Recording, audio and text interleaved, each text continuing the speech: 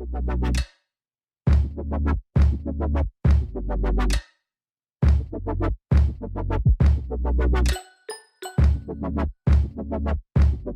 everyone, welcome back to my channel. It's your girl Tamara Renee. If you are new, welcome. Be sure to hit that subscribe button and hit that little bell to be notified whenever I upload a video. As you can see by the title of this video, it's all about this unit that I'm rocking today. It is so beautiful. It's been such a while since I've threw in some curls in my hair. I'm usually straightening. From the beautiful pretty curls to this beautiful top right here, the eyeshadow look, the orange nails, and the lip color. This is just screaming spring, and guys, I cannot wait. I'm so glad winter is finally coming to an end. We got what, another 2 or 3 weeks or something like that until spring, so I am, you know, patiently waiting. By the way, this top is from Fashion Nova, and I did record this eye makeup look, so be on the lookout for that. But yes, this hair was sent to me from DSoar Hair. It's my first time working with them. They sent me their Brazilian body wave in 22 inches.